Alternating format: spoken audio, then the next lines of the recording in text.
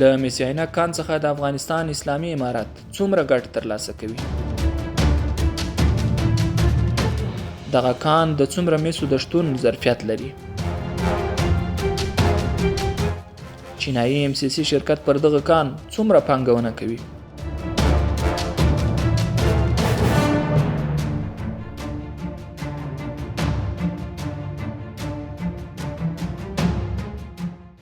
د عینکو میسو کان د افغانستان په لوګر ولایت کې موقعیت لري چې د نړۍ د میسو ستره زیرمه پکې خوندي ده. د دې کان د کیندنې په تړاو له یو چینایي شرکت سره خبرې شوې دي. په چین کې د افغانستان لوی سفیر مولوي اسدالله بلال کریمي د MCC چینایي شرکت له رئیس وانګ جی چینګ سره په کتنه کې د میس عینک کان د استخراج په اړه خبرې کړې دي.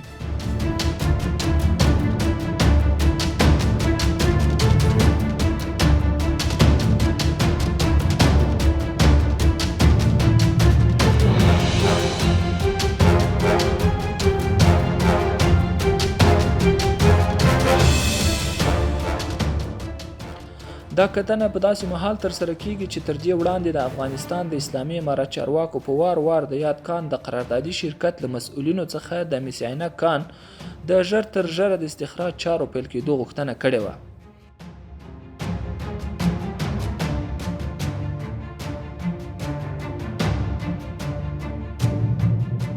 له چینایي MCC شرکت سره د افغانستان د قانون وزارت د مخکنی لاسلیک شوي قرارداد پر بنسټ دغه شرکت پر دغه پروژه 2 میلیارډ ډالر پانګونه کوي.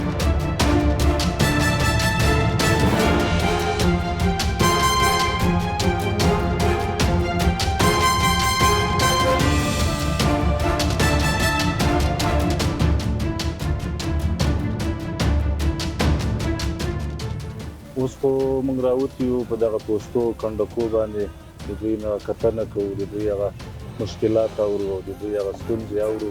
د هغې د حل لپاره بیا انشاءالله موږ کوشش کوو.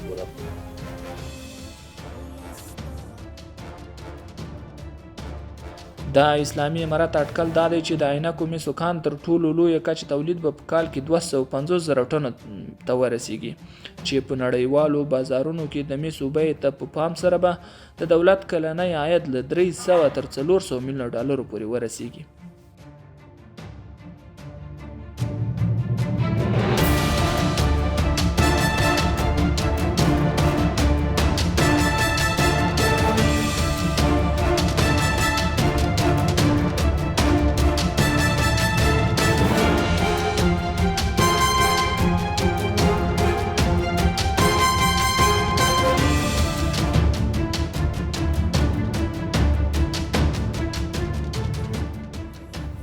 دا پوسټه د موږ د میس عینک د غونډ مربوط پوسټه ده. نو راغلي اوسې دوی هغه ستونزې او مشکلات وګورو، نو که څه نیمګړتیاوې څه ستونزې وي د هغې د حل لپاره موږ کوشش بیا وکړو. ستړی مه شئ، جوړې کراري خیر.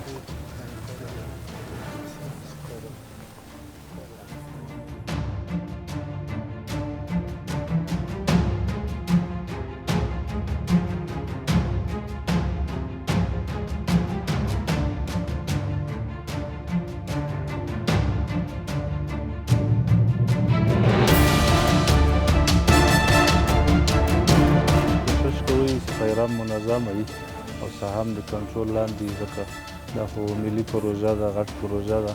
نو همیشه څلېرې ساعته باید تاسو پیره او ګزمه دا ډېره منظمه وي. همدا شان په مستقیم او نامستقیم ډول به له 10 تر 15,000 پورې کاري بوختیاوې رامنځته شي. افغان چارواکي تمه لري چې د دې کان را ایستل به د هیواد د اقتصاد په غوړېدا کې مهم اغیزه ولري.